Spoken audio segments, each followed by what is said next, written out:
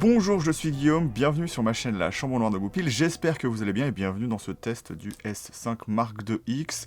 J'en profite pour vous dire que j'ai une page Instagram où vous pouvez venir me parler beaucoup plus facilement peut-être que sur YouTube où ça ira dans les commentaires et là il n'y aura pas d'avis de certaines autres personnes et vous pourrez poser des questions que vous sentez peut-être un peu bêtes ou vous voulez plus de précision et ça sera plus facile de vous répondre, donc allez là-bas.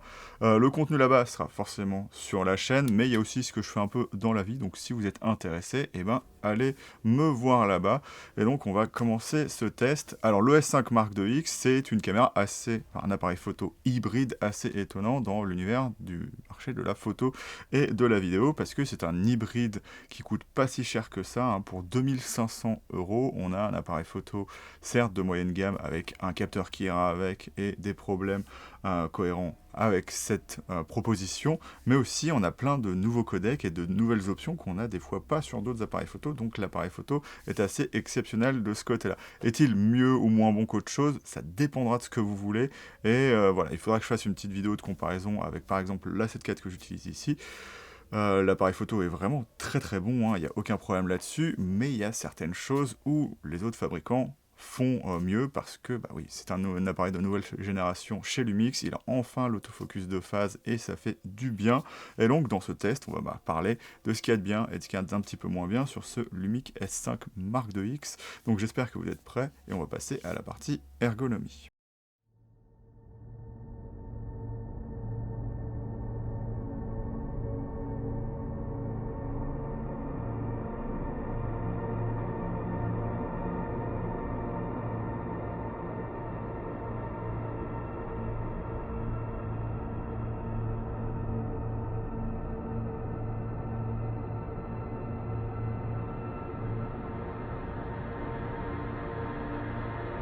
Maintenant, on va passer à la partie ergonomie, et comme je suis passé sur l'A7 IV, on est en 4K 16 neuvième, donc je vais l'upscaler pour aller dans le 6K, puisque cette vidéo sera en 6K, si vous ne le savez pas, et que vous n'avez pas regardé votre vidéo. Mais voilà, on va passer à l'ergonomie du boîtier, donc il a fallu que je prenne le boîtier, donc je l'enlève d'ici, et il est encore chaud d'avoir tourné pratiquement toute la vidéo, donc pas cette partie ergonomie. Du coup, et on va parler du boîtier en lui-même. En termes de taille, il est vraiment plutôt pas mal, il a la taille d'un A7 IV, mais avec un grip un petit peu plus fin et profond, donc c'est plutôt très agréable. On a le bouton de maintien de la baïonnette qui est ici. Ça aurait été bien Panasonic d'indiquer directement où on met le point là. Donc maintenant, je viens de comprendre que c'était au niveau mais c'est pas forcément très intuitif de le mettre à l'endroit où on met son doigt. Parce qu'en gros, il faut aligner le point avec le bouton, ici. Alors qu'ils auraient pu faire un truc au-dessus, comme ce qu'a fait Canon ou Sony. Donc la première fois, ça a été plutôt galère à engager, hein, à rentrer l'objectif. Donc, pour commencer, on va parler des cartes. Et là, je suis pas très content. Bon, certes, c'est une modification du S5 Mark II. Et le S5 Mark II, bien que je dise que voilà, les SD, c'est pas forcément le format de l'avenir. Si vous prenez une V60 ou une V30, sur le S5 Mark II, ça marche vraiment très très bien, hein, ça peut faire le café assez tranquillement, et donc ça se justifie largement. Mais après, sur un S5 Mark IIX qui a l'intérêt d'avoir des formats en 400 mégabits par seconde, qui sont normalement possibles, hein, une SDV60, hein, mais il doit falloir un petit peu plus mouliner parce qu'il a du mal à les accepter, hein, le S5 Mark IIX. Moi, ça m'est déjà arrivé que ça limite mon enregistrement à une certaine période et qu'ils me disent non, la carte elle n'est pas adaptée et qu'ils l'arrêtent juste après, donc c'est un petit peu dommage. Et donc, venez pas me dire que des SDV90 c'est mieux que de mettre des CF Express de type B, parce que les SDV90 ça doit être le rapport qualité-prix le moins bon qui existe sur le marché. Aujourd'hui, on a les Angelbird, la marque fait vachement d'efforts pour proposer des cartes CF Express de type A et B qui sont beaucoup moins chères que les Sony par exemple. Et en SD, pour 200 €, vous avez une V90. Voilà, un petit peu plus cher, vous avez une CF Express de type B 512 Go, 800 mégabits par seconde chez Angelbird. Savoir que le max d'une SD V90, et je sais pas pourquoi c'est limité, parce que même en Jailbird, le max qu'ils font en SD, c'est 260 mégabits par seconde en écriture, en V90, ce qui est déjà très très bien pour la rafale, ce que j'utilise pour mon R3, mais voilà, si vous voulez une 512 Go en SD, ça vous coûtera 600 €. Donc voilà, le débat est clos. Voilà, il y a le SSD, mais ça en gênera certains. Donc ça va quand même vous coûter cher, hein, puisque c'est le meilleur rapport qualité-prix qui demande des cartes assez chères. On remarque, le A7 IV demande lui aussi des cartes assez chères pour être utilisé à son plein potentiel à la fois en photo et en vidéo, mais bon, c'est pas non plus exceptionnel comme type de carte, et voilà, arrêtez de dire que c'est super les SD.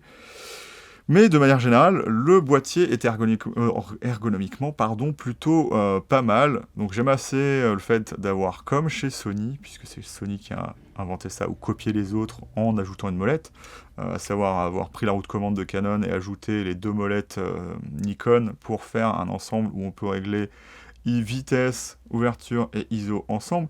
Donc le tout est réglable comme ça. Donc moi j'ai enlevé les ISO du bouton pour le mettre sur la roue de commande, ce qui est assez intéressant. Et on a aussi un bouton de compensation d'exposition. Donc on n'a pas forcément besoin d'utiliser la molette. D'ailleurs de base vous ne pouvez pas utiliser une molette pour faire la compensation d'exposition. Et il y a un truc assez étrange parce que c'est cool, hein, sur le S5 Mark IIX, vous pouvez dire si vous voulez avoir, comment dire ça, pas comme Canon, parce que Canon ils vont tout le temps mettre le paramètre réglable du mode semi-automatique devant. Moi je trouve ça chiant, je préfère avoir toujours l'ouverture devant et la vitesse derrière. Voilà, je suis comme ça, hein, je suis un peu relou. Donc alternativement, ça aurait été la compensation d'exposition devant et derrière, puisque Canon fait ça sur la molette qui n'est pas utilisée, il met la compensation d'exposition. Sauf qu'ici, tu peux la mettre qu'à un seul endroit si tu la veux sur une molette. Donc en fait, il faut tout le temps programmer l'appareil photo pour faire un truc, et je suis même pas sûr que ce soit possible. Et donc il faut toujours que ce soit au même endroit. Sinon, par exemple, moi quand j'utilise le mode priorité vitesse, et bien si j'avais mis sur la molette arrière, je ne peux pas utiliser la compensation d'exposition. Donc c'est bien d'avoir ce bouton de compensation d'exposition. Et du coup, mon bouton ISO, qui est d'ailleurs a des petites marques dessus, donc bien pour bien se repérer si vous voulez toujours rester l'œil dans le viseur, et ben je m'en sers pour sélectionner le l'ISO natif en fait. Tout simplement, et la balance des blancs, c'est bien d'avoir directement accès à la balance des blancs sur un bouton comme ce qu'on a chez Fujifilm. On a souvent dit que ça c'était un petit problème. Oui, ça peut être un problème, surtout en vidéo lorsque vous êtes en 180 degrés d'obturation et que vous passez l'appareil photo je sais pas où, et que vous passez comme ça. C'est bien de le mettre en comment dire ça, en obturateur variable. Voilà, comme ça, vous avez que 1 degré qui change à chaque fois et vous aurez moins de problèmes d'inconstance d'obturation. Voilà, tout simplement. Et tous les boutons derrière sont plutôt pas mal. Après, il y a des boutons qui me servent jamais. Souvent, LVF, je m'en sers pas, donc je mets un autre truc dessus. Après, il y a juste le truc que je trouve dommage de... comment dire ça, d'avoir le bouton menu sur le 7. Moi, ça va toujours... ce qu'on appelle trigger. Parce que je préfère moi avoir le bouton après et que ça me pose pas de problème lorsque je veux par exemple voilà, le problème que ça me pose d'avoir menu ici, c'est que lorsqu'on est dans le menu vidéo, et ben si on appuie dessus, on va dans le menu plutôt que de comment dire, faire en sorte de voir la vidéo, ce qui est totalement illogique. Donc il faut utiliser une des flèches, je crois que c'est la flèche basse.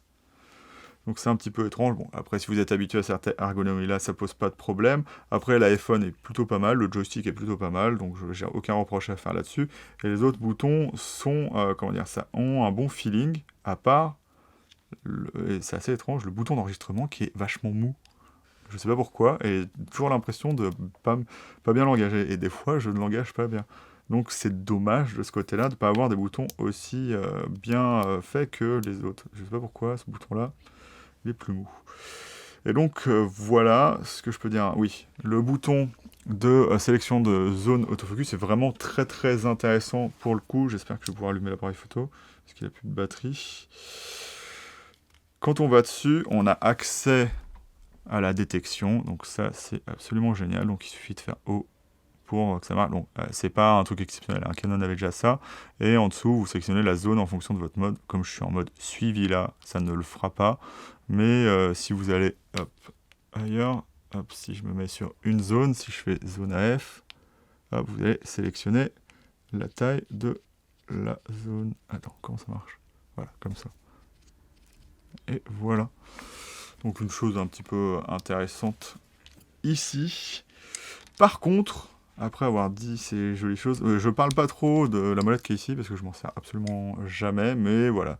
Ça me permet d'avoir la rafale électronique, et juste derrière d'avoir la rafale mécanique. Donc c'est quand même pas mal, mais il n'y a que ces deux boutons qui me servent.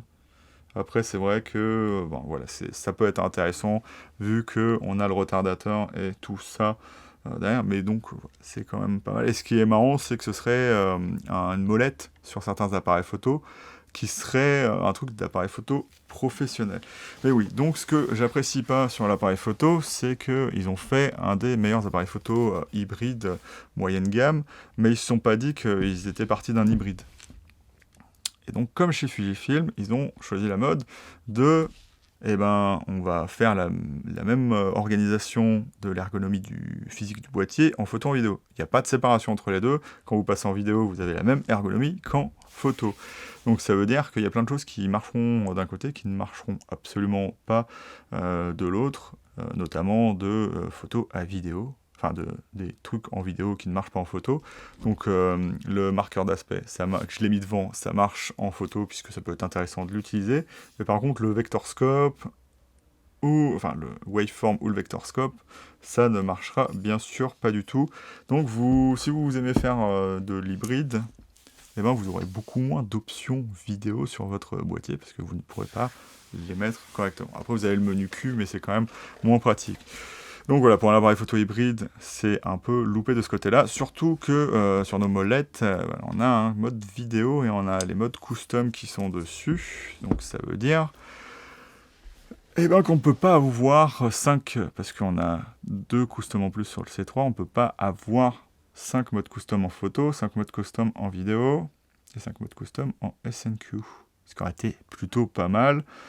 Mais en fait, non, on n'a pas de switch photo-vidéo, et c'est probablement pour ça que l'ergonomie ne change pas et que c'est pas terrible, donc c'est un petit peu dommage. Donc ça oblige à avoir plusieurs modes C, soit dédiés à la photo, soit dédiés à la vidéo, parce que du coup, les profils photo et vidéo se transmettent de la photo à la vidéo. Donc si vous voulez faire du vlog en vidéo et pas en photo, puisque ça semble être logique, puisqu'on n'a pas besoin dans un RAW de mettre le vlog, eh ben vous pouvez pas. Donc vous êtes obligé de faire votre mode custom qui sera obligé d'avoir son propre profil colorimétrique et après remettre un profil standard photo sur votre mode normal. Ce qui est pas du tout pratique.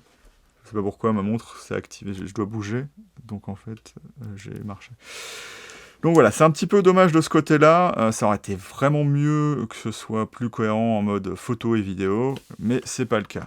Par contre, une chose que j'adore là-dessus, c'est que le fait d'avoir mis un ventilateur sur l'appareil photo, donc voilà, ça permet à la vidéo d'être beaucoup plus, comment dire ça, longue, même si on verra qu'il y a des petits problèmes avec ça, et ben on a le viseur qui est beaucoup plus loin derrière. On a le même grossissement que sur la 7.4, avec le même relief d'œil. Donc sur la 7.4, c'est un petit peu un problème des fois, parce qu'il faut vachement coller l'œil sur l'appareil photo, mais là non, parce que on a la distance nécessaire, même si on a un grand nez.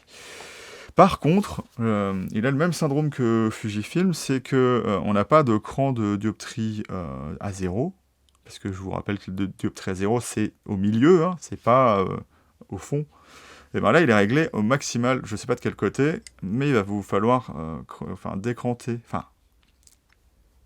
bouger l'écran jusqu'à 12, puisqu'il y a 24 crans, pour arriver à la dioptrie 0, et avoir le vrai grossissement de viseur. Et pas être comme certains malins qui disent oui, c'est plus petit qu'un viseur de Canon. C'est pas le cas, c'est juste que ça devait être du coup à la dioptrie minimale. Voilà, puisque l'écran est plus petit. Puisque en fait les éléments optiques, comme ils avancent et reculent, soit l'image est plus grossie, soit elle est plus rétrécie. Donc si vous voulez le grossissement de 0,78, vous mettez à dioptrie 0. Et vous pouvez même augmenter aussi le grossissement. Mais du coup, le viseur est plutôt pas mal, même si le caoutchouc à la base il est un petit peu dur et ça demande un petit peu d'habitude. Maintenant, j'ai pas de problème. On va passer par contre là où le bas blesse un peu. Alors, niveau des ports, c'est cool. Hein. On a notre HDMI plein format avec notre USB-C, et au-dessus, bah voilà, je vais pas vous les montrer, mais on a un port casque et un port micro qui sont ensemble. Sauf que les portes, on dirait des ailes, carrément. Genre, on voit à peu près ici qu'elles sont énormes. Donc, si vous n'utilisez pas de L-bracket, puisque moi je m'en fous un peu, puisque de toute façon c'est bloqué, eh ben, vous ne voyez plus votre écran et vous ne pouvez pas le tourner correct. Si vous pouvez le tourner quand même, mais par contre, il sera gêné par ce que vous avez branché dedans.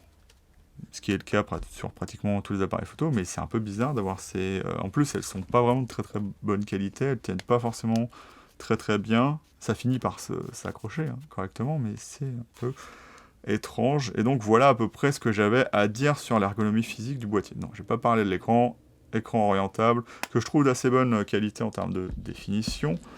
La qualité est très bonne.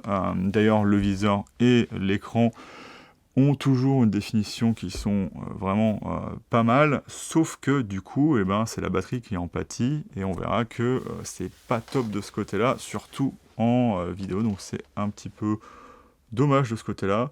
Après, un des problèmes de l'écran arrière, c'est qu'on ne voit rien en plein soleil. Vous allez dire, c'est la même chose chez Sony, sauf que chez Sony, comme chez Canon, on a un mode pour booster la luminosité directement, soit avec un bouton, soit dans un menu.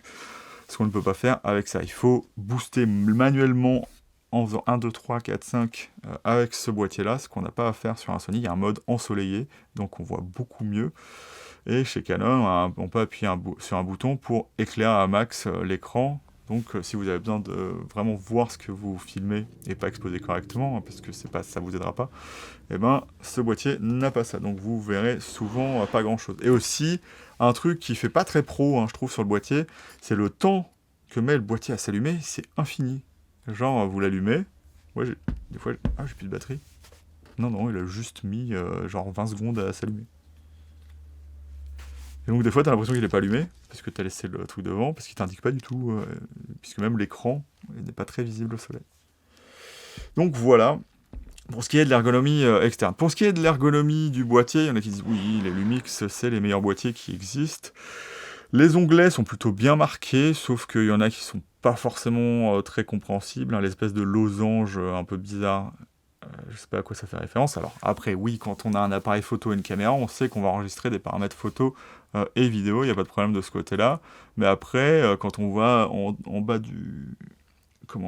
par exemple, de vidéo ou photo, c'est là qu'on a de la stabilisation. Dans l'espèce de fourre-tout qu'on va avoir en bas. Donc voilà, il y a plein de choses intéressantes. On peut régler par exemple la bague électronique en degrés. On peut la faire linéaire, non linéaire, ce qui marche pas forcément sur les Sigma, comme celui que j'ai ici. Il y a des choses vraiment intéressantes en termes d'ergonomie, mais je trouve pas que l'ergonomie soit vraiment meilleure que celle d'un Sony. Il y a des paramètres qui sont exactement comme chez Sony, mis à des endroits différents pour des raisons qui sont assez obscures au final. Et comme chez Canon, la logique appartient... c'est de la logique de la marque. Il n'y a pas quelque chose d'uniformisé où vous allez aller sur les 3 boîtiers et dire « trouve-moi ça », vous allez le trouver automatiquement. Donc pour moi, comme sur tous les appareils photo, et je le répète tout le temps, c'est une ergonomie qui doit être apprise, et c'est pas mieux ou moins bien que ce que fait Sony ou Canon, voire même Nikon. Voilà. Donc c'est à peu près ce que j'avais à dire sur l'ergonomie du boîtier. Donc voilà, de manière générale, il se prend bien, mais il y a ces petits défauts qui entachent un petit peu l'expérience d'un boîtier qui est plutôt pas mal fait. Après, j'ai juste un petit bémol, mon petit bémol sur la porte de carte qui fait pas forcément mauvaise qualité, mais elle n'a pas été faite dans le meilleur plastique du monde, et ça se sent. Donc voilà, j'espère que ça tiendra juste bien. La plupart du boîtier est en magnésium, à part la semelle, qui se sent est en plastique au final. Et puis voilà, tout est pas mal, à part peut-être ça qui, par exemple chez Sony, en fait, ça a été remplacé par une lèvre du boîtier qui vient se placer en dessous, et ça évite que quand on tape, ou que quand l'appareil photo tombe, l'écran sorte et puisse s'arracher. Mais bon, voilà. Il faut vraiment avoir pas de chance pour que ça arrive au final. Pour finir cette partie ergonomie, on va parler du chargement de la batterie, vu que je ne l'ai pas dit au début. Ça se charge pratiquement dans le boîtier de manière standard, comme ce qu'on pourrait avoir sur un Sony ou n'importe quoi d'autre, puisqu'on a la Power Delivery 5 watts 3 ampères. donc la Power Delivery de base qu'on a avec l'USB-C. Et donc, c'est comme ça que j'ai rechargé le boîtier directement sur mon adaptateur 75 watts. Et donc, ça m'a mis dans les 1h30, voire même un petit peu plus. Donc, je vous montrerai les résultats ici. Sauf que, du coup, si on recharge dans le boîtier, c'est soit qu'on a une Power Delivery, soit qu'on n'a pas reçu, parce que c'est pas dans la boîte, le chargeur. Voilà, il faut l'acheter à côté. Et donc, je me suis dit, on va être intelligent, on va prendre un de ces trucs-là. Donc, pour la première fois, j'ai choisi un chargeur que... en fait, j'ai gagné de l'argent, mais j'ai pas gagné du... Au final, je sais pas si j'ai gagné de l'argent, parce que, en fait, pour faire mes tests de surchauffe, ça m'a mis une éternité, parce que ça charge. Sans déconner, vous allez voir le temps ici, c'est super long pour charger une seule batterie. Donc, il fallait que je m'arrête tout le temps pour attendre que ça marche, alors que sur le chargeur Fujifilm, ça mettait le temps que l'appareil photo tourne une deuxième fois dans les 1h30. Et donc voilà le petit problème, si vous voulez que ça aille vite, achetez le chargeur Lumix qui est très cher et qui peut mettre qu'une seule batterie à l'intérieur, hein, contrairement au chargeur Fujifilm. Et donc voilà, vous avez le temps de chargement d'une batterie si ça vous intéresse, hein. Je le fais alors que je pourrais ne pas le faire. Mais voilà, on va passer du coup à la partie photo. Maintenant, on va passer à la partie photo, et comme vous ne le saviez pas, je filme avec le S5 Mark IIX, vous deviez vous en douter, puisqu'on est en 6K, et je suis repassé en 4K lorsque je suis passé sur la 7 IV. Mais voilà, je suis avec le Lumix S5 Mark IIX, et l'optique Sigma 17 mm f4, et donc voilà, vous pouvez voir ce que ça donne. Moi je trouve cette optique assez intéressante, vous aurez un test là-dessus, mais parlons de la photo sur le S5 Mark IIX. Alors il n'y a pas toujours grand chose à dire sur la photo, mais il y a des choses qui sont quand même assez intéressantes, et il y aura des choses où j'en parlerai certainement dans d'autres vidéos, pour faire des plus petites vidéos, peut-être plus intéressantes sur un sujet en particulier. Le Lumix S5 Mark IIX, c'est un capteur de 24 millions de pixels qui, contrairement au premier S5 S5, a une dynamique qui est bien meilleure en RAW. Elle est équivalente à ce que fait Sony, ça fait bien plaisir. J'ai pas calculé exactement ce que ça donnait, mais lorsque je retouche mes photos, ça donne des résultats vraiment très convaincants en photo. J'aime bien les couleurs, même si elles sont pas forcément tout le temps parfaites si on regarde les profils au vectorscope lorsqu'on est en vidéo, puisqu'on a la même possibilité de voir les profils photos dans la vidéo, donc c'est pour ça que je vous dis ça, mais de manière générale, les couleurs sont vraiment assez bonnes, la saturation est vraiment bien, et donc ça donne des photos qui sont de base vraiment très très intéressantes si vous aimez pas trop retoucher. Après, c'est quand même intéressant d'avoir le RAW pour pouvoir faire ça. Si je vous parle du fait que je ferai pas forcément des tests là-dessus, j'ai pas encore testé le mode haute définition, et donc il y en a deux. Il y a un mode 48 millions de pixels et il y a un mode 96 millions de pixels. Apparemment, il est assumé que le 48 millions de pixels est capable de, ça prend des photos à main levée, mais il y en a qui ont essayé avec le 96 millions de pixels et ça marche. Donc je vous ferai une vidéo spécialement dédiée, donc je la mettrai lorsqu'elle sortira directement ici, mais j'ai pas testé ça. Ce que je voulais vous dire, c'est que ce qui est intéressant sur un appareil photo, c'est lorsqu'on le teste en photo notamment, c'est l'autofocus. Et si vous suivez la chaîne, moi j'ai eu avant le Fujifilm X-H2 qui marche plutôt bien. Beaucoup de problèmes avec l'autofocus, par exemple, de chez Fujifilm. Et donc, moi, je suis très rigoureux avec l'autofocus, et j'aime certaines choses dans l'autofocus, et il y en a d'autres que j'accepte.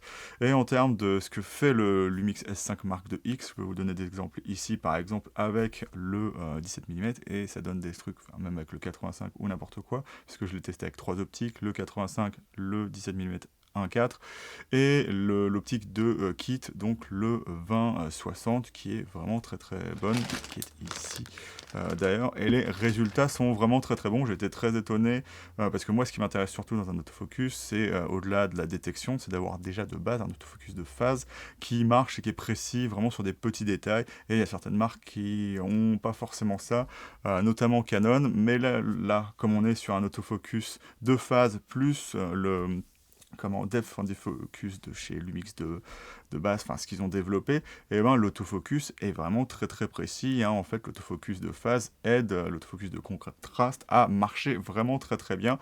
Ça fonctionne de corps, et voilà, ça donne un autofocus qui est vraiment très très précis, comme ce qu'on peut avoir chez Sony. En termes de détection, c'est un petit peu problématique, mais voilà, si vous savez vous débrouiller avec le fait d'utiliser n'importe quelle zone autofocus et utiliser la détection comme vous le voulez à certains moments, il y aura pas de problème de ce côté-là, mais moi, j'ai pas eu de problème avec les détections. J'explique ça parce que d'autres ont déjà eu des problèmes, mais pour moi, ça marche vraiment très très bien sur ce Lumix S5 Mark II X, du moins en photo. Enfin, j'ai pas forcément eu de problème en vidéo, mais j'aime bien détacher les deux. Et donc, voilà, pour moi, l'appareil photo, il n'y a pas du tout de problème dans l'autofocus de phase, et ça fait vraiment très très plaisir, hein. À quoi je fais référence en termes de précision, c'est par exemple mon Canon EOS R3, lorsque j'ai mon 14-35, a du mal à faire l'autofocus sur des choses assez petites, alors que le Lumix S5 Mark II ne se fait pas piéger. Comme tous les appareils photo, dans certaines situations où c'est du noir avec quelque chose de très très clair derrière, il se fera piéger, mais tous les appareils photo sont comme ça. Donc voilà, je voulais revenir un petit peu sur l'autofocus de ce S5 Mark II X, et ça marche vraiment très très bien, ou ça marche très bien pour la machine qu'on a pour 2500 €. Certes, en détection, on n'est pas aussi évolué que par exemple ce que peut faire Canon ou maintenant Nikon avec sa détection d'oiseaux, de machin, et de bidule, même Sony. Mais là, on est vraiment plutôt pas mal. L'autofocus, au moins pour quelqu'un qui aime utiliser le Lumix, est cohérent et marche vraiment assez bien pour pas s'en soucier, hein. Si vous maîtrisez votre autofocus, comme vous ferez des photos nettes, et donc ça se remarquera pas que vous n'avez pas forcément utilisé la détection, ou que vous êtes limité dans certains sujets à détecter. Donc voilà, je vous ferai peut-être une vidéo là-dessus pour vous expliquer exactement comment marche l'autofocus si vous le demandez, mais voilà, pour moi, il n'y a pas de problème de ce côté-là. Je vous ai parlé du RAW et du fait que la qualité en dynamique était vraiment très très bonne, donc voilà, c'est un bon RAW, sauf que Lumix a fait le choix un peu étrange de mettre que du RAW non compressé, donc ça pose un petit problème lorsque par exemple vous utilisez la Rafale électronique, que je conseille pas forcément. Si vous êtes obligé de le faire, oui, mais le capteur reste avec, enfin, d'une génération où il y a quand même pas mal de rolling shutter. On est assez loin de ce que fait, enfin loin, on n'est pas très loin de ce que fait un R6 Mark II, mais c'est pas un capteur empilé et ça se voit. Mais si vous voulez faire les 30 images par seconde, sachez qu'il faut faire attention à comment vous bufferisez les photos. Vous pouvez prendre un max de 200 photos, si je me rappelle bien, avec une SD V90, donc des cartes qui sont quand même déjà chères pour 128 Go, et si vous voulez les gigas d'au-dessus, et ben, comme je vous l'ai dit dans la partie ergonomie, et ben, c'est pas forcément plus rentable que des cartes type CF Express de type B, mais là vous vous retrouvez à la fin à avoir, comment dire, ça, une rafale de 200 images, c'est très très bien, mais comme vous le voyez sur la vidéo que je vous affiche, on a pratiquement 1 minute 30 de, comment dire ça, pour retrouver le buffer de l'appareil photo, ce qui est pas génial si vous voulez faire des photos de sport. C'est exactement pareil, bien évidemment, sur le S5 Mark II, hein. D'ailleurs, toute la partie photo sera exactement la même sur le S5 Mark II. Mais voilà, c'est un petit peu un problème là-dessus, mais vous pouvez, comme vous avez quand même 200 €, comment dire ça, faire attention à votre rafale et genre faire une rafale assez rapide à chaque fois. Je sais pas si ça, comment dire, ça empêchera le buffer de se remplir, puisque comme vous l'avez vu, c'est assez lent pour revenir, mais au moins vous arriverez moins vite à cette limite qui est vraiment dure, et vous pouvez plus prendre de photos après. Donc faites bien attention avec, comment dire ça, le buffer de ce côté-là. L'appareil photo marche plutôt bien, mais vous n'avez que du RAW non compressé, ce qui est un petit peu dommage. On aurait aimé avoir la solution de faire un RAW un petit peu plus compressé pour avoir un petit peu plus de place aussi, ce qui n'est pas le cas du tout ici.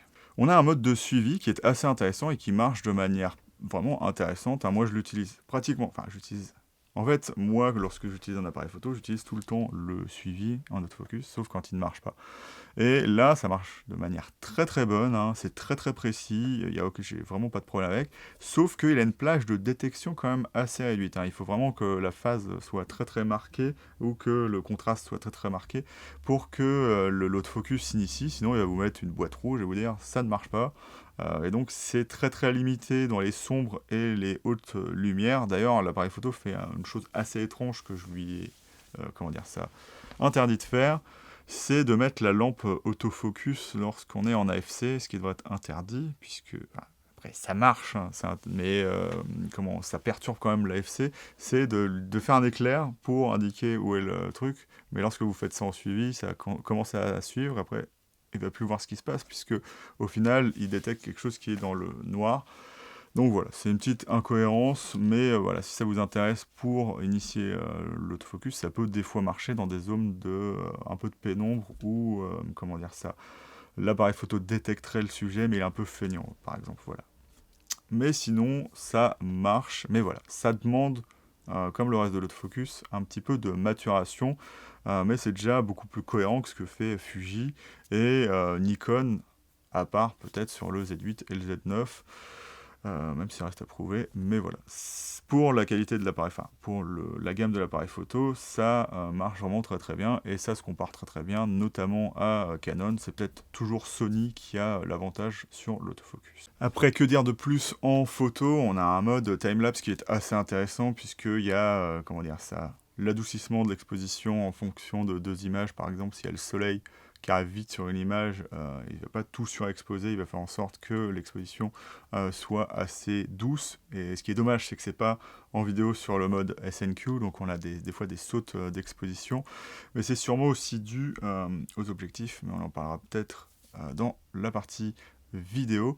Mais voilà, l'appareil photo marche pour moi vraiment très très bien. L'ergonomie en photo est bonne, bien que, comme je vous l'ai dit, il y a des petits problèmes d'ergonomie, puisque, comment dire ça, c'est un appareil photo hybride, mais on n'a pas pensé qu'on pouvait à la fois utiliser l'appareil photo et en vidéo, donc ça donne des petits soucis d'ergonomie, où l'appareil photo doit être personnalisé, comme je vous l'ai dit, en photo et en vidéo en même temps, donc avec des fois des choses qui peuvent ne pas être accessibles en photo, ou des fois des choses qui peuvent être quand même intéressantes pour certains, mais qui ne sont pas intéressantes pour moi, d'avoir par exemple accès au marqueur d'aspect lorsque je suis en photo, mais au final ça peut être intéressant, parce que ce que je vous dis dans mes tutos, c'est que plutôt que de, comment dire ça, prendre une photo avec moins de définition, c'est mieux des fois d'avoir ce marqueur d'aspect qui va vous indiquer l'image telle que vous la voulez, et si vous voulez retoucher après différemment la photo, vous pouvez garder le format de base et le retoucher encore, enfin,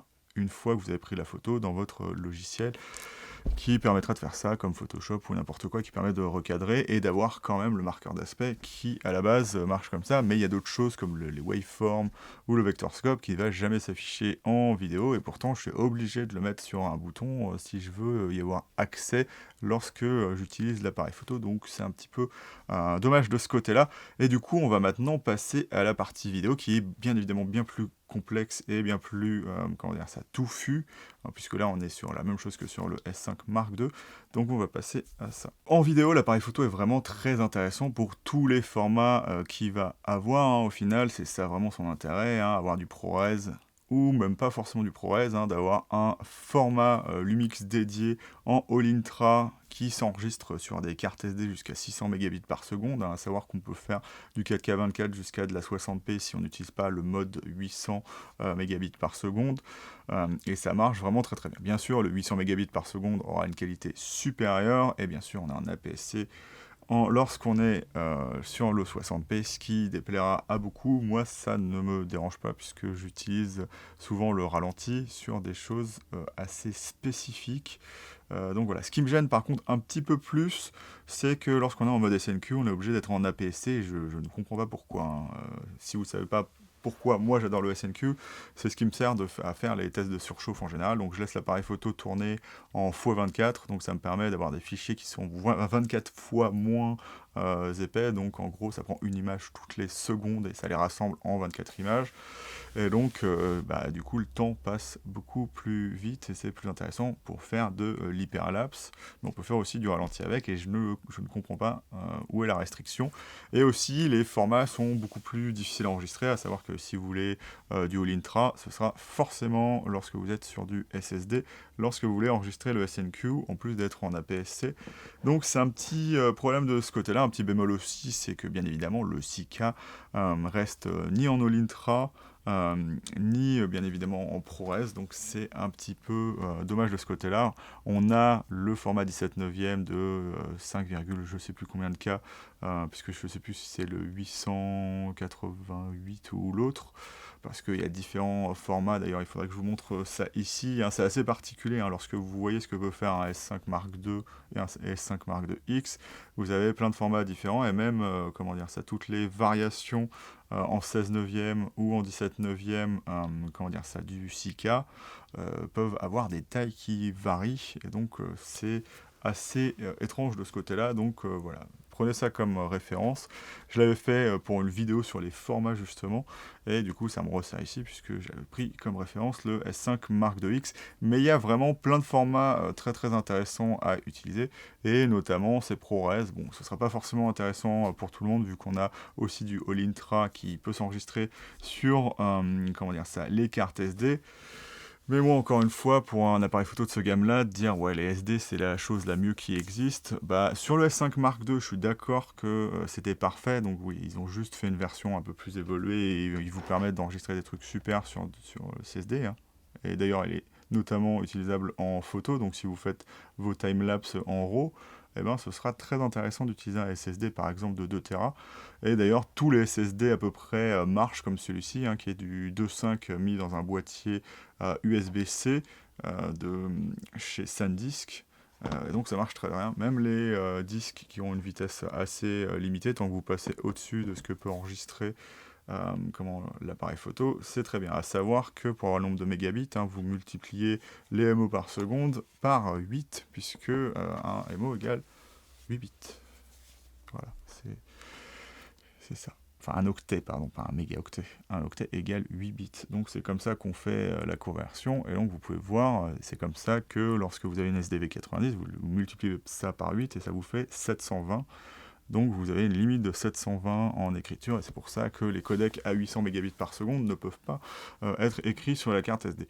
Mais pour moi, ça reste une hérésie de dire voilà, il faut utiliser des SD, et c'est pas parce qu'on utilise des SD que, comment dire ça, enfin des CF Express de type B, que l'appareil photo surchauffe.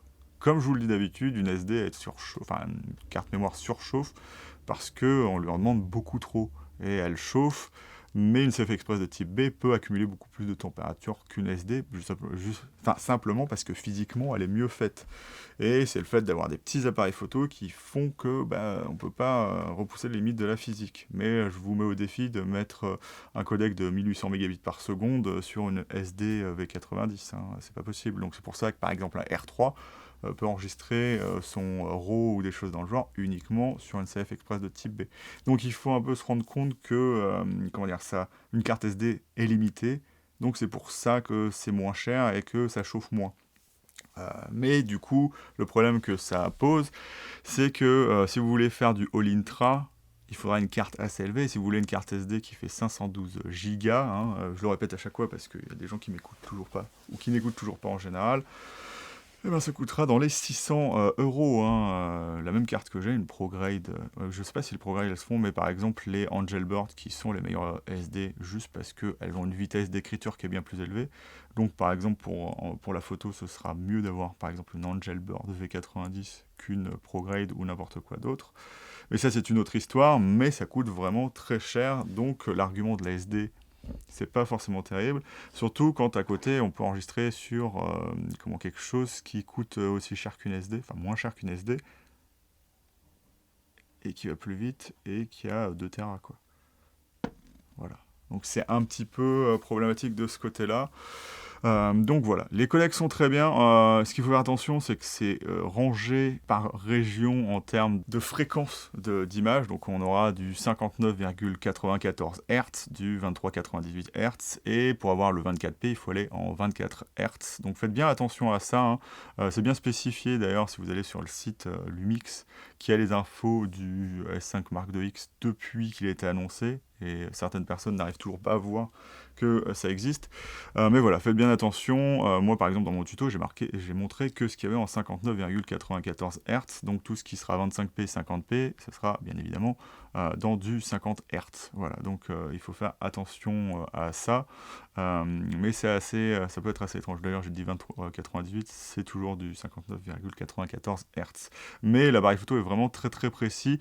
Aussi, vous avez les limites de système de couleurs. Donc, je vais vous montrer ça ici. Il faut faire attention quand vous manipulez ça. Souvent, en log, il va être de 0 à 1023, ce qui apparemment augmente le détail dans les noirs, mais apparemment sur certaines, machines, notamment les téléphones portables, ça peut poser des petits problèmes du genre les noirs qui vont avoir beaucoup de bruit, et du coup, ce qu'on fait, notamment sur les téléphones, lorsqu'on enregistre des vidéos, des choses dans le genre, c'est de le mettre entre 64 et 1023, mais c'est des choses où il faut vraiment, comment dire ça, apprendre à savoir ce que vous voulez et, comment dire ça, la diffusion que vous allez faire de vos images et voir si c'est intéressant pour vous. Fujifilm a un peu le même système, sauf que là, ça n'a pas l'air de forcément cramer les images, de changer la plage de couleurs.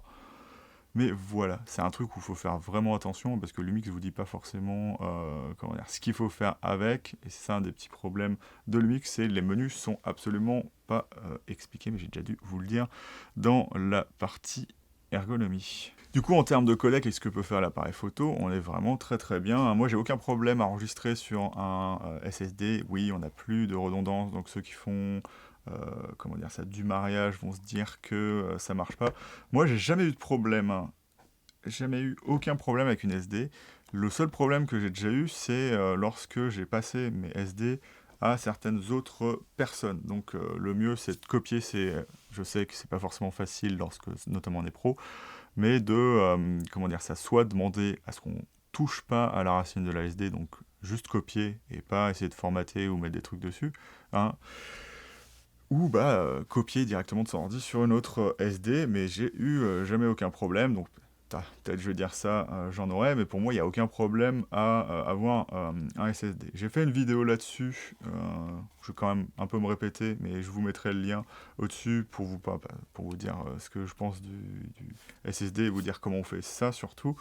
Mais voilà, il y en a qui disent que ça compromet la tropicalisation. Oui, mais bon, lorsque vous accrochez un micro, ça fait quoi? Donc ça fait un peu exactement la même chose. Donc il faudrait être un petit peu mesuré de ce côté-là. Oui, c'est vrai, bon, vous pouvez détacher ça, mais un serre-câble règle le problème assez facilement. Et pour pouvoir enregistrer des codecs vraiment plutôt élevés, ça reste vraiment très très bien. Juste du coup un petit bémol sur le ProRes, c'est qu'il n'y a pas de ProRes LT. Donc si vous voulez descendre vraiment très très bas en termes de de débit, eh ben, vous ne pouvez pas. Ça, de data rate, vous serez quand même toujours limité à du ProRes HQ ou du ProRes 422. Donc moi, j'ai pas forcément besoin de ça lorsque je filme. C'est pour ça que je resterai sûrement sur du All Intra, si ça marche bien sur mon ordi, sur du All Intra de base, voire du 6K, puisque c'était surtout pour le 6K que je voulais utiliser cet appareil photo. Et du coup, parlons du 6K ici. Ce qui va être assez intéressant avec le 6K, c'est bien évidemment, comme tout le monde vous le dira, le fait d'avoir beaucoup plus en haut et en bas. Moi j'aime bien le format surtout parce que quand je vais faire des tests de photos, j'aurai pas besoin de recadrer. Donc vous aurez peut-être des bandes noires, mais au moins la vidéo sera cohérente entre photo et vidéo. Je pourrais coller une photo directe là, même un petit peu sur le côté. Le format étant homothétique, étant proportionnel avec ce que j'ai là, donc le même, j'aurais pas de problème. Tandis que d'habitude, je suis obligé de recadrer au milieu, d'avoir du blanc autour, de mettre un fond blanc, enfin ce que je ferai quand même encore. Mais voilà, on aura quelque chose qui sera beaucoup plus propre pour moi, à mon avis. Mais ce que ça permet surtout de faire, avec ce que je vous ai indiqué sur les marqueurs d'aspect qu'on peut mettre, hein, donc on peut mettre un peu n'importe quoi, hein, on peut mettre du vertical et tous les aspects de ratio un peu cinéma, ça permet de pouvoir faire bien évidemment du vertical beaucoup plus facilement, mais de se faire aussi une réserve en haut et en bas. Donc par exemple, si vous voulez filmer du 4K et que vous voulez pas avoir de réserve sur les côtés, vous pouvez juste utiliser le haut et le bas.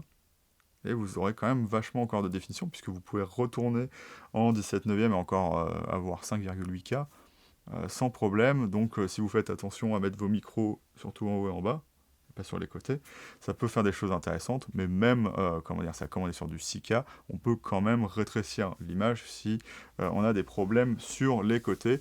Et bien évidemment, ce qui est intéressant, c'est qu'on a directement le 17 et le 16 neuvième en 5,8 et 5,9K, donc c'est plutôt pas mal de ce côté-là, et comme je vous l'ai dit, certes, le problème c'est que on n'a pas de All Intra avec ça.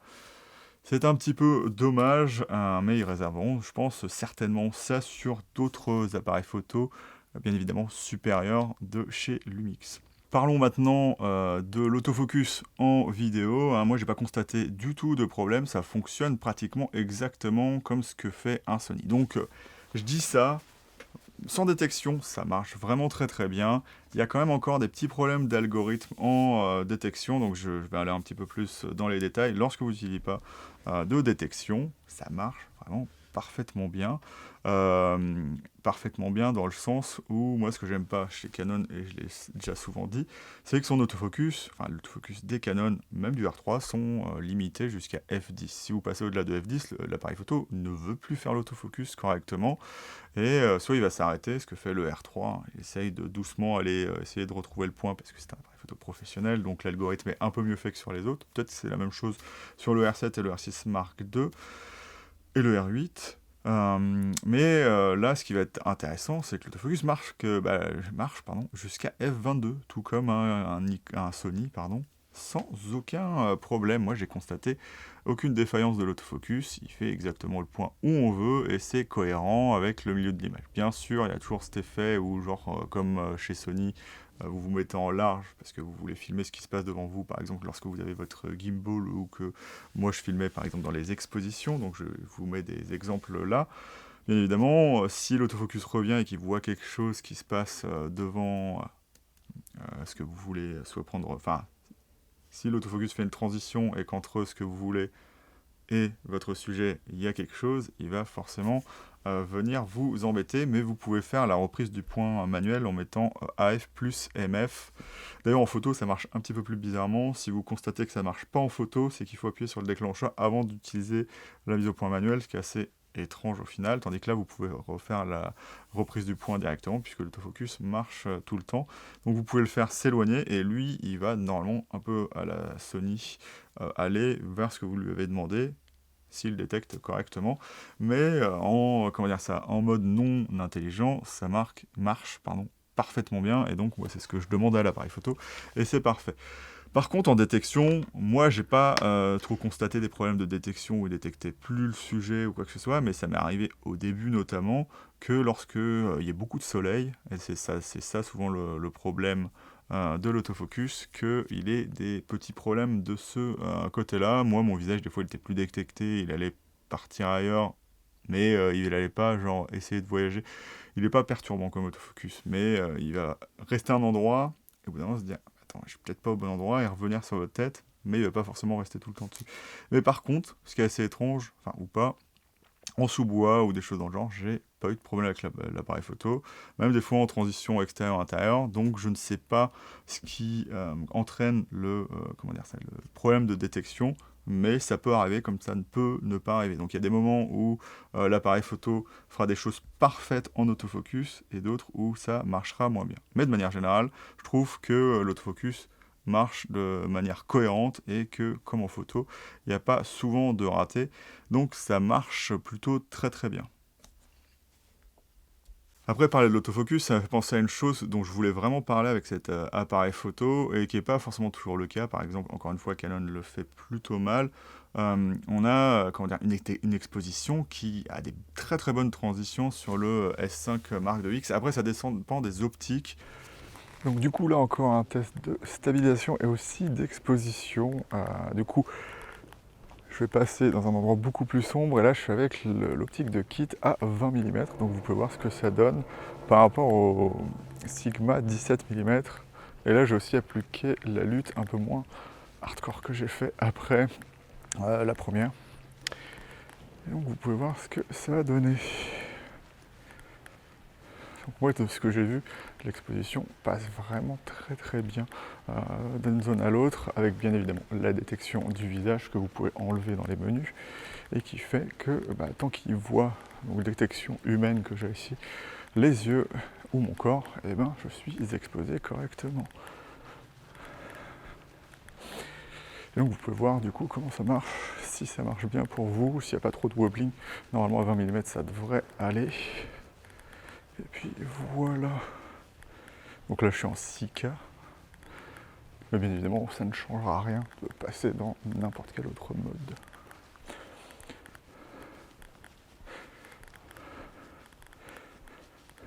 Là je tiens l'appareil photo au niveau de l'optique.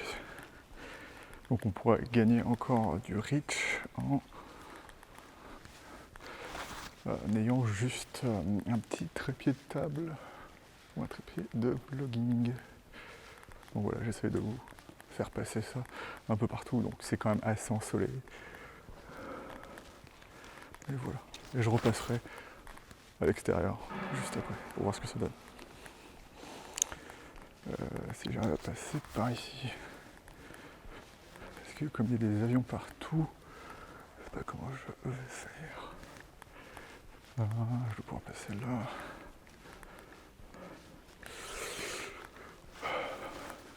Pas sûr ici, en faisant un petit peu attention.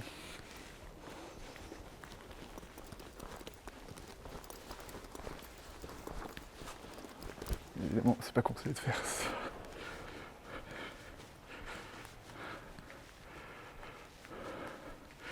Mais de ce que je vois, c'est stable. Après, je regarderai sur l'ordi, je verrai peut-être un petit peu de wobbling sur les côtés. Et voilà. Et on va repasser au soleil.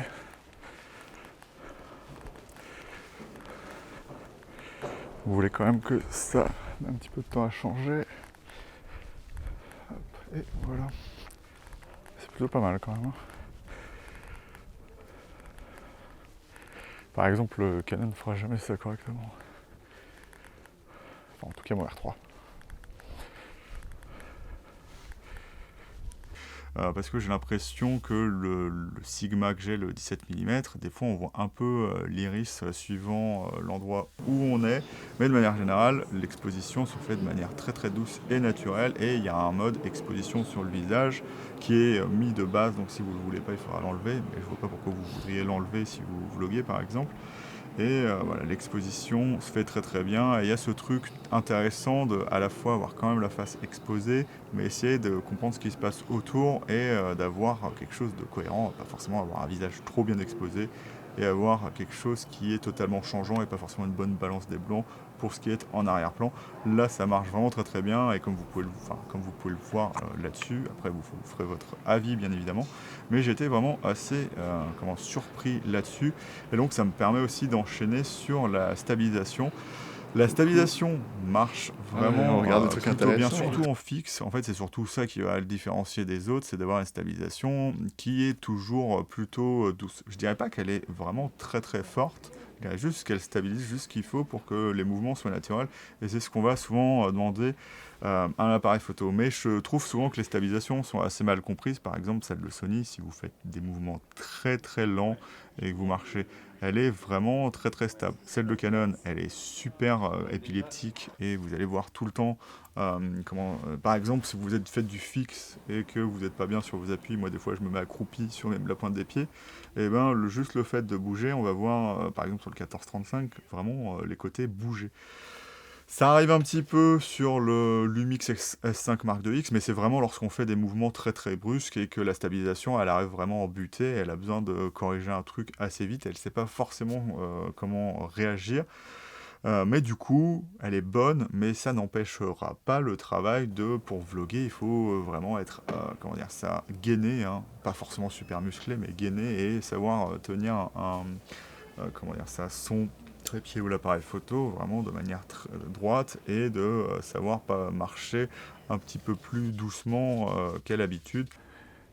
Et voilà ce que ça donne avec l'optique de kit en APS-C en 60 images par seconde.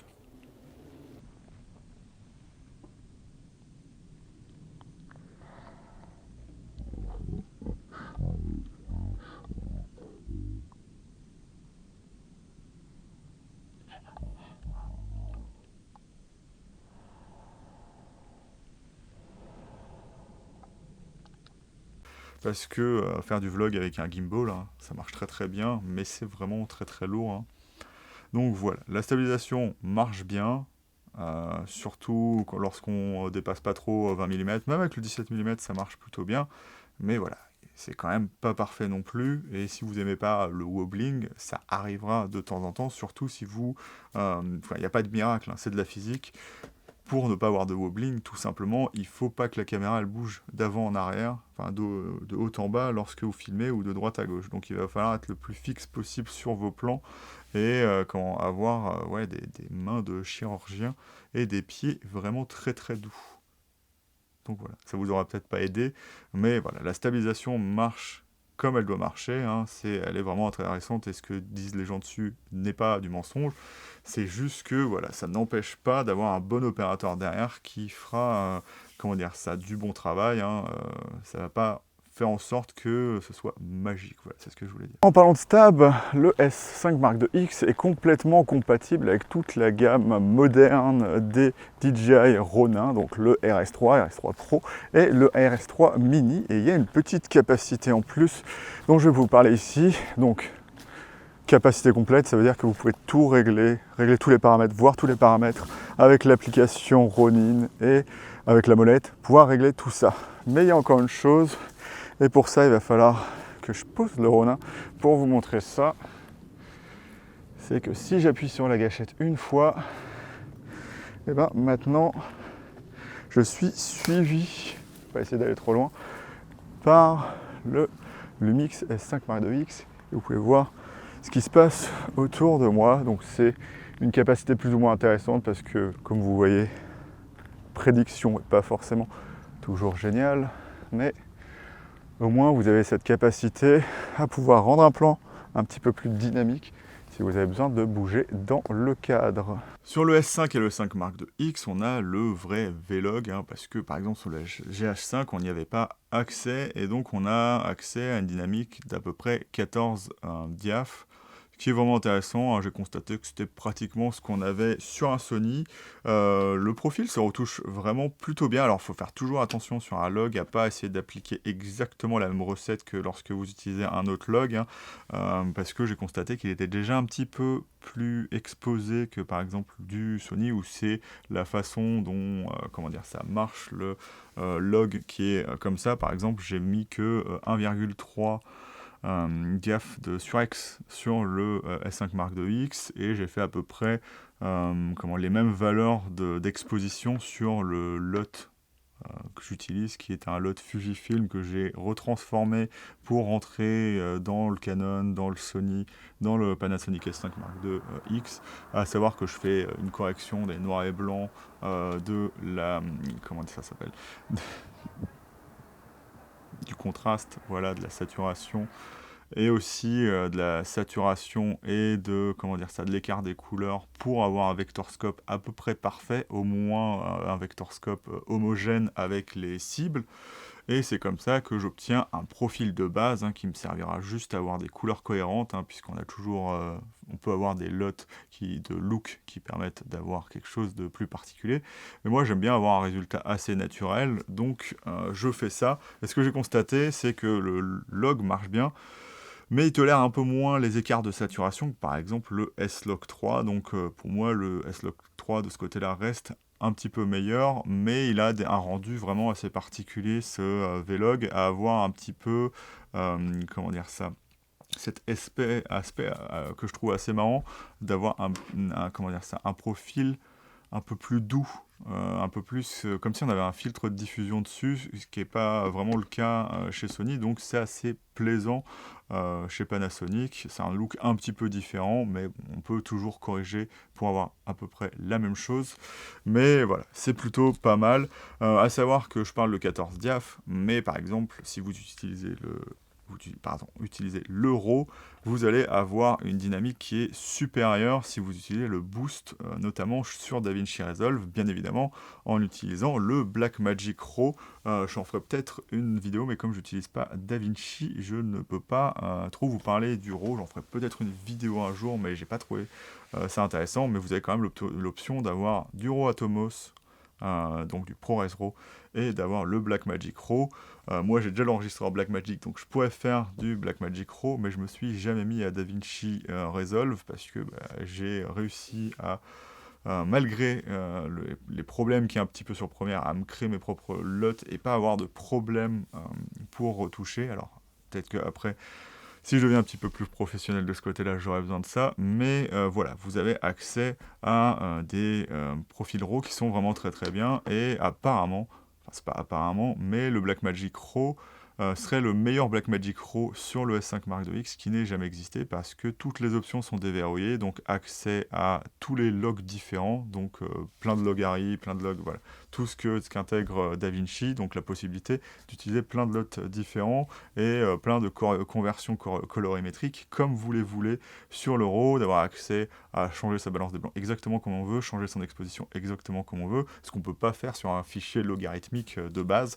Donc de ce côté-là, le RAW peut être quelque chose d'intéressant pour vous, surtout au prix où coûte le S5 Mark II X. Mais voilà, ce Vlog, il est vraiment plutôt pas mal. Après, bon, j'ai fait des tests de profil colorimétrique, et moi ce que je peux vous dire, c'est si vous voulez quelque chose de cohérent et pas juste les couleurs Panasonic, hein, vous pouvez peut-être vouloir les couleurs Panasonic, donc voilà, vous faites ce que vous voulez. Mais c'est pas le lot d'usine qu'il faut utiliser, parce qu'il n'est pas vraiment très très correct en termes de colorimétrie.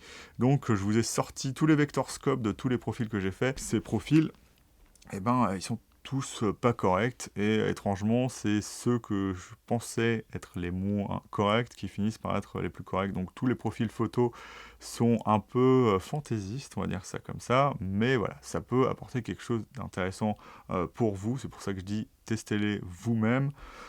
Mais voilà, vous avez tous les vector scopes qui sont ici et vous pouvez juger de vous-même. Alors c'est pas pour ça que les autres fabricants sont corrects, hein, c'est pour ça toujours que j'utilise le log plus quelque chose de personnalisé. D'ailleurs, comme vous pouvez le voir là-dessus, ça m'a permis de voir que le lot que j'ai fait pour l'intérieur, qui ne marche pas à l'extérieur, voilà, moi aussi je vous conseille de faire ça si vous faites des lots personnalisés. Parce que c'est pour ça qu'une lot d'usine ne marche pas tout le temps, c'est qu'en fonction de l'extérieur, de l'intérieur et de l'environnement où vous êtes, il faudrait refaire un lot à chaque fois et d'avoir à chaque fois votre grille colorimétrique qui vous permettrait de faire votre vector scope correctement. Mais je ne l'ai pas ici, donc je ne peux pas vous le montrer. Mais donc voilà, j'ai fait une correction, vous pouvez voir l'image ici, j'ai même fait, et d'ailleurs je vous conseille de le faire, un export après, pour pouvoir voir si j'avais des problèmes de saturation entre les couleurs. Vous le voyez parce que en fait, vous avez des plaques de compression qui vont, en fait, les transitions de couleurs seront plus correctes. Vous aurez des espèces de taches soit sur la peau, soit sur certaines choses. Et je me suis trop attardé là-dessus, donc on va passer à la suite. Maintenant, il est venu le temps du test de surchauffe slash temps d'enregistrement. Donc ça m'a surtout permis sur le S5 Mark II X qui ne surchauffe pas, bien évidemment, vu qu'il a cette nouvelle chose inaugurée par le S5 Mark II, qui est ce ventilateur qui lui permet, ventilateur dans la tête, enfin dans le faux prisme, qui permet de gagner de la place et qui marche vraiment plutôt bien.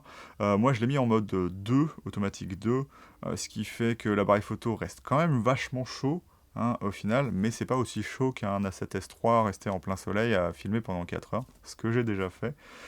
Et qui marchait toujours, bien évidemment, sans trop de problèmes de colorimétrie ou tout ça, mais là, vous avez quand même le capteur qui est toujours ventilé, donc c'est quand même intéressant. Vous pouvez le pousser quand même manuellement, donc fort, faible et normal, et avoir 2 modes automatiques, ce qui est plutôt intéressant au final. Donc l'appareil photo ne surchauffe virtuellement pas, mais j'ai un petit problème. Donc déjà, je voulais faire des tests avec l'USB-C et une demi-batterie. En fait, je croyais qu'en mettant un plugin, enfin une demi-batterie avec un coaxial, comment ça s'appelle, enfin les adaptateurs sur le courant, mais qui pouvait faire aussi power delivery, ça ne marche pas. Je voulais pas m'acheter une demi-batterie P-Tap ou D-Tap. Vous avez aussi des USB-C qui sont quand même assez compliqués à trouver, et donc j'ai pas voulu faire ça. Donc peut-être qu'un jour je ferai le test, mais du coup ça pose un vrai problème de ce côté-là. Donc vous pouvez dire oui, on peut quand même se faire un rig, sauf que oui, mais par exemple si vous voulez le mettre sur un gimbal, c'est pas possible. Parce que de toute façon, vous ne pouvez même pas utiliser le SSD, et c'est un des problèmes du SSD au final, vous ne pouvez pas utiliser le S5 Mark II-X en ProRes lorsque vous êtes sur un gimbal que vous voulez contrôler directement, enfin, où vous voulez vraiment contrôler ce qui se passe dans l'appareil photo. Sinon, il faudra le mettre en mode, comment dire ça, juste normal. Et c'est un petit problème de ce côté-là. Mais bon, voilà, ça arrivera peut-être de temps en temps. Mais voilà, je voulais un petit peu l'expliquer. Mais voilà, revenons à ce test. Donc, j'ai pas fait de test de longue durée avec le SSD, parce que tout simplement, j'avais pas ce qu'il fallait. Je pouvais pas faire du PTAP ou du TAP, mais vous pouvez faire ça comme vous voulez. Mais à la fin, bien évidemment, il n'y aura pas de surchauffe vu comment l'appareil photo marche. Du coup, j'ai fait quelques tests de durabilité de l'appareil photo. Ça tient vraiment très très longtemps, mais comme j'étais limité aussi à des SD, ça a duré beaucoup moins longtemps que lorsque j'utilise 512 Go de CF Express de type B. Donc, j'ai pas atteint les 10 heures que j'avais fait par exemple sur le Fujifilm X-H2, qui lui n'a pas de ventilateur de base et qui marchait pareil. Et un petit problème, donc je vais vous mettre un petit peu les résultats là-dessus. Ou peut-être vous voulez dire directement si j'ai... Non, j'ai pas ce qu'il faut ici. J'ai tout laissé en bas, bien évidemment. Mais je vais vous mettre les moyennes des résultats ici. Et un truc qui est un petit peu dommage, c'est peut-être la période qui veut ça et la chaleur, parce que moi, j'ai jamais atteint 2 heures avec l'enregistrement sur le S5 Mark IIX. N'importe quel profil, n'importe quelle chose que j'ai mis dessus, et ben, au final, je ne dépassais pas de beaucoup 1h30. Donc voilà, c'est un petit peu dommage. Donc ça veut dire que si vous n'utilisez pas de SSD, votre powerbank sera votre ami au final. Si vous voulez un rig qui soit léger et vous pouvez avoir la redondance avec la batterie, parce que je vous le rappelle, lorsque vous êtes en PTAP ou en DTAP, la batterie est coupée et vous n'avez plus d'énergie et l'appareil photo est éteint. Ce qui peut corrompre les fichiers. Mais du coup, c'est un petit peu dommage de ce côté-là d'avoir un appareil photo qui peut, avoir ce ventilateur qui lui permettrait de tenir indéfiniment, mais d'enregistrer d'une façon qui fait que la batterie est surutilisée.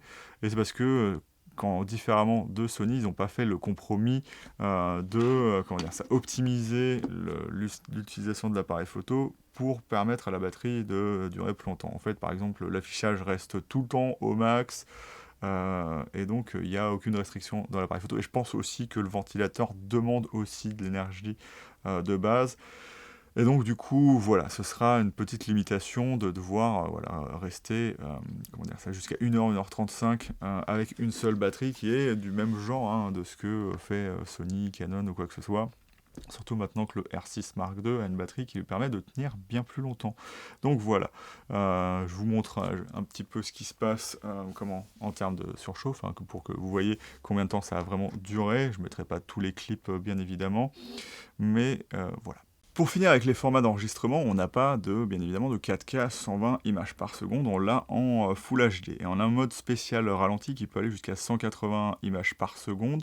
En termes d'autofocus, moi, sur le S5 Mark IIX, à moins que ça ait été changé par rapport au S5 Mark II, j'ai eu aucun problème avec l'autofocus, il marchait parfaitement bien en 120 images par seconde.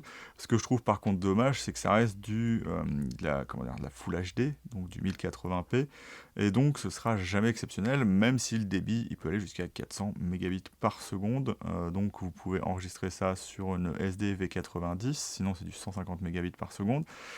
Mais pour 120 images par seconde, ça limite beaucoup le bitrate, à savoir que c'est divisé selon les images, c'est naturel, c'est pour ça qu'en général, lorsqu'on fait du 60p, c'est 2 fois plus élevé en bitrate que du 30 images par seconde, c'est l'aspect de la chose. Et donc c'est un petit peu dommage parce que quand on vlog, c'est pas intéressant forcément de vlogger, donc quelque chose qui est assez gros dans l'image avec des détails, il n'y aura pas de problème. Mais par exemple, si vous vous mettez à filmer de la végétation ou des trucs dans le genre, ce qui peut être assez intéressant, de montrer des choses pour montrer un mouvement et après qui soit ralenti, et bien là on verra beaucoup plus le manque de détails, parce que je ne sais pas sur quel type de compression on est, sur du pixel binding ou du line skipping, mais ça ajouté au fait qu'on ait pas beaucoup de bitrate, et l'image en est fortement dégradée. Donc si on faisait du fast cam en 120 images par seconde, il n'y aurait pas de problème, puisque j'avais fait ma première vidéo sur le S5 Mark IIX, ça marchait très très bien. Et ce que j'ai constaté, c'est quand je filmais des choses un peu à distance ou un peu plus petit, eh ben, il y a quand même des petits artefacts qui viennent se mettre et qui rendent la vidéo pas parfaite et qui montrent bien qu'on est loin de ce qu'on pourrait faire en 4K. Donc voilà, ça marche, hein, c'est plutôt pas mal, mais c'est pas parfait non plus. Après, ce qui rend aussi le S5 Mark IIX intéressant, c'est tout ce qu'il va avoir de plus par rapport aux autres appareils photo. Ce que je vous ai dit, c'est qu'il y a le vector scope, il y a les waveforms dessus, il y a plein de choses différentes, il y a plein de statuts, de focus et de choses différentes que vous pouvez mettre en option sur l'appareil photo qui sont vraiment plutôt géniales. Mais ce qui est dommage encore une fois, c'est qu'il faut utiliser uniquement l'appareil photo pour la vidéo pour pouvoir avoir accès à ça sur l'appareil photo sans aucun problème. Après, le mode Q, donc le menu qui arrive sur votre écran, est plutôt bien fait et vous pouvez avoir pas mal de choses là-dessus. Et donc voilà, c'est plutôt pas mal d'avoir tout ça, mais il y a quand même quelques petits problèmes sûrement dus au fait que le S5 Mark IIX est le bas de gamme full frame, plus de moyenne gamme, mais chez Lumix c'est le bas de gamme pour le coup, en plein format, parce qu'il doit y avoir un appareil photo au-dessus. Par exemple, on n'a pas de port pour le timecode dessus, donc on ne pourra jamais synchroniser le S5 Mark IIX avec d'autres machines sans avoir à enregistrer la vidéo exactement en même temps, alors que si on avait quelque chose qui permettait par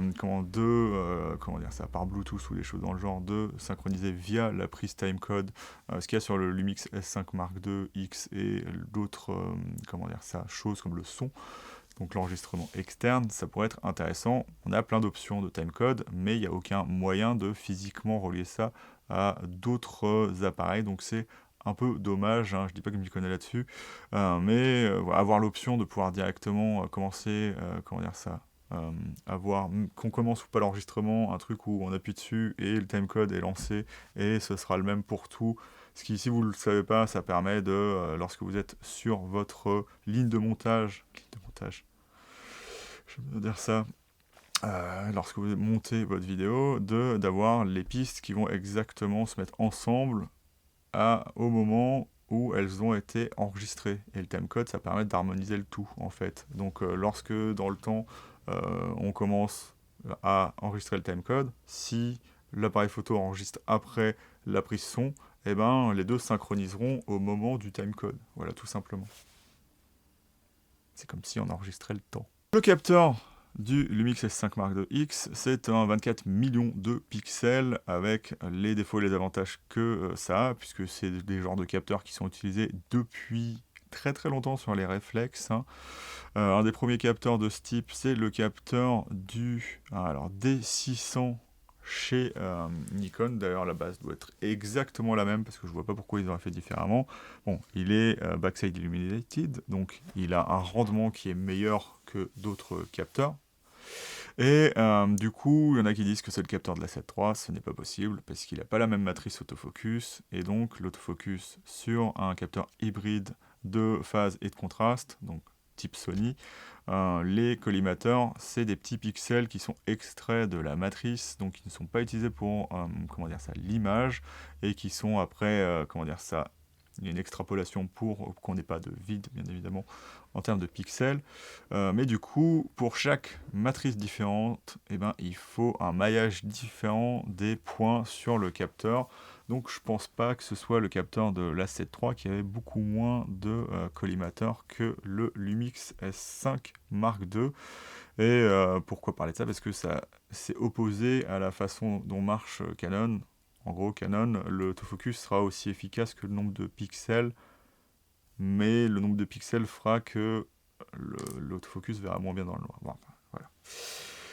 Du coup, ce qui est assez intéressant, ce qui n'est pas intéressant, c'est que vous allez forcément avoir du rolling shutter, mais il n'est pas moins bon ou pas meilleur que le S5, malgré le fait d'avoir l'autofocus de phase qui peut un peu ralentir le capteur, vu qu'on a une double lecture due à l'autofocus et à la lecture de l'image, donc ça c'est pas vraiment un problème. Donc je pensais au fait que le S5 a sûrement, avec les mises à jour, eu comment dire ça, son rolling shutter qui a augmenté. Mais en termes de scintillement, du coup, c'est censé être meilleur que ce que fait par exemple l'A7 IV. Sauf que du coup, j'ai déjà eu l'exemple d'une personne qui a eu des problèmes avec son S5 Mark II X, puisque du coup, comment dire ça, la synchronisation avec les lumières sera totalement différente. Si vous aviez du scintillement comment, avec l'A7 IV, ou si vous n'en aviez pas, il se peut que si vous utilisez un autre appareil photo, par exemple le Lumix S5 Mark II, vous ayez du scintillement après. Parce que la lecture n'étant pas la même, ça se trouve, vous passez entre deux flashs sans vous en rendre compte lorsque vous utilisez la 7.4 ou comment le flash est fait d'une certaine façon que vous ne le voyez pas dans la vitesse d'obturation de la 7.4. Ce qui, lorsque vous mettez l'obturateur à 180 degrés sur le Lumix S5 Mark II, peut peut-être marquer lui du scintillement. Donc voilà, faut faire attention avec ça. Et ceci va marquer la fin de la partie vidéo sur ce test du S5 Mark II-X. J'espère que j'ai été assez compréhensible en essayant d'aller d'un sujet à l'autre. Alors certes, je ne pourrais pas tout expliquer dans une seule vidéo, mais n'hésitez pas si vous avez des questions et si vous voudriez avoir quelque chose d'approfondi dans d'autres vidéos, à le dire ici avant que je fasse dans les commentaires bien évidemment. Et donc on va passer à la conclusion. La conclusion sur l'appareil photo, c'est assez compliqué. Moi, je voyais un peu ça comme le messie pas cher de la photo et de la vidéo. C'est vraiment un très très bon appareil photo, et si vous voulez utiliser que ça, ce sera vraiment très très bien. Mais moi, je dois me mettre dans la situation où je vois d'autres appareils photo à côté. C'est pas la perfection, donc on ne lui a jamais demandé d'être parfait, mais il y a quelques trucs par-ci par-là qui font que l'expérience est des fois pas décevante, mais ça pourrait être vraiment mieux. On sait que l'appareil photo, il est capable de faire des choses, mais pour une raison X ou Y, eh ben, on n'aura jamais ce qui marche le mieux par rapport à d'autres appareils photo. C'est un peu dommage d'avoir un truc qui fait tout vraiment très très bien, mais d'être limité par des petits aspects comme la batterie qui se décharge beaucoup plus vite que sur d'autres appareils photo, d'avoir une batterie qui n'indique pas son pourcentage, surtout lorsqu'elle s'enfuit assez vite comme ça pour l'ampérage qu'elle a et le voltage, hein, parce que normalement elle devrait tenir bien mieux. Donc au bout d'un moment, ça flash rouge, et on ne sait pas ce qui va arriver, et ça s'éteint. Et j'ai constaté en rechargeant que les barres de batterie n'étaient pas égales. Un peu, par exemple, comme ce que fait un R8, où ça n'a aucune cohérence, les barres de batterie, et ce qui reste en termes de batterie dans l'appareil photo. Pourquoi les fabricants font ça ? Je ne sais pas, mais voilà, on a plein de features qui sont cool, mais quand on y pense et quand on veut utiliser un truc et quand on veut faire ci et quand on veut faire ça, ça marche pas forcément. Par exemple, Nikon, ils ont trouvé la bonne technique, ils ont deux USB-C, comme ça ils sont pas emmerdés par le fait d'avoir, ils peuvent brancher plusieurs choses en même temps sur l'appareil photo sans avoir de problème. Il y a un port énergie. Et par exemple, Lumix, inspirez-vous de ça pour le S1H Mark II. Ça pourrait être assez intéressant. Mais voilà, l'appareil photo est quand même assez intéressant. Il a juste des petites souffrances de jeunesse, hein, des petits trucs qui vont pas forcément, comme par exemple le temps que l'appareil photo met pour s'allumer, c'est éternel, et ça rend pas, ça donne pas l'aspect d'une machine faite pour les professionnels. Mais c'est juste une impression, hein, bien évidemment. On a la construction qui est bonne, mais par exemple, la porte de batterie est pas forcément géniale. Mais en termes d'hybride, c'est un très très bon appareil photo. C'est juste que Lumix aurait pu juste penser, par exemple, à dire ah oui, c'est un appareil photo qui fait de la photo et de la vidéo, donc quand on passe en vidéo, on peut faire en sorte que on ait une ergonomie différente, on puisse personnaliser différemment l'appareil photo en vidéo. C'est pas le cas ici. On n'a pas de mode vidéo dédié. Alors certes, on a un C3 qui nous permet d'avoir 3 modes, mais on n'a que 5 modes au final. Par exemple, je voulais avoir un mode 6K, un mode 4K 60 images par seconde et un mode 1080p 120 images par seconde. Je peux pas parce que si je veux faire du SNQ correctement, parce que le problème c'est que le profil reste en photo et en vidéo, donc je suis obligé de mettre des profils personnalisés pour faire de la vidéo, pour avoir le Vlog tout le temps et pas qui passe en photo. Donc voilà, c'est un petit peu un appareil photo qui, en termes d'ergonomie interne et externe, vous donne beaucoup à faire pour avoir quelque chose de correct. Et c'est des choses que, par exemple, Sony a réglé il y a un moment. C'est pas parfait, hein, chez Sony, loin de là, mais au moins on est sur des appareils photo qui sont beaucoup plus faciles à utiliser, beaucoup plus rapidement, qui tiennent beaucoup plus longtemps malgré le fait que le A7 IV surchauffe. Sa batterie, c'est le jour et la nuit, hein, par rapport au Lumix S5 Mark II X, et je ferai un comparatif des deux pour vous montrer ce qu'il y a de bien et de moins bien sur l'un ou l'autre. C'est juste que le S5 Mark II X marche très très bien, mais si vous avez un A7 IV et que ça marche, que ça va très très bien pour vous, que vous êtes satisfait des optiques, vous n'aurez pas forcément mieux lorsque vous passez sur le S5 Mark II X, parce que déjà la sélection d'optiques elle est beaucoup plus faible, hein. Certes, on a des choses en ergonomie que je n'ai pas indiquées, qui sont très cool, si je pense que je les ai indiquées, mais voilà, parce que je la tourne après la partie ergonomie. Mais voilà, l'appareil photo marche bien, hein. C'est ça qui est intéressant, c'est que tout marche dessus, mais il y a toujours le petit truc qui va faire que ah bah oui mais non, ah bah mais pas là. Donc c'est un appareil photo que je trouve vraiment très très très très bien, mais il y a toujours la petite frustration, et ça m'était jamais arrivé sur un appareil photo, soit j'aime pas. Là, c'est toujours un oui, il pourrait faire tout ce que l'A7 IV fait, je pourrais le faire là-dessus, il pourrait remplacer mon R3, il pourrait faire, voilà. Mais il y a toujours ce petit ennui, voilà, ce petit truc qui va venir voilà, chatouiller et dire non, mais ça, je peux pas le faire exactement comme tu veux, ça fait tout bien. Il y a un bon vlog, il y a de bonnes photos, des machins, mais il y a toujours une restriction quelque part, due au fait qu'il y a des choses qui n'ont pas forcément été très très bien réfléchies. Je vous les ai de toute façon indiquées dans la vidéo, donc moi je vais rester là-dessus.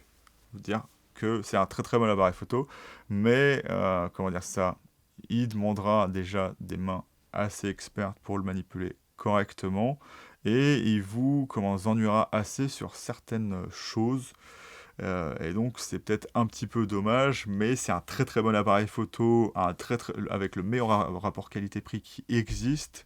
Mais du coup, il va falloir se faire du coup à certains défauts inhérents au fait qu'il ait beaucoup de choses intéressantes pour ce prix-là. Donc il a aussi beaucoup de choses pas très intéressantes du fait d'un développement peut-être pas forcément parfait, mais qui n'empêche pas à l'appareil photo de bien marcher. C'est ce que je vais dire comme phrase finale. C'est un très très bon appareil photo pour le prix, qui fait des choses exceptionnelles pour le prix, mais qui a des défauts en rapport aussi avec son prix, parce qu'il y a des choses qui ont dû être mises de côté sur l'appareil photo. Voilà. Je vais vous laisser là-dessus, vous dire salut et à bientôt dans la chambre noire de Goupil. N'hésitez pas à me donner votre avis et à vous comment dire ça, dire plus précisément ce que je pense sur l'appareil photo, parce que c'est pas forcément toujours facile de mettre des mots là-dessus. C'est surtout une impression, hein. N'allez pas croire que l'appareil photo marche mal. Il marche vraiment très très bien. Il fait, comme je vous l'ai dit, des images de très très bonne qualité. Je continue à me justifier. Mais voilà, je vais vous laisser là-dessus. À bientôt.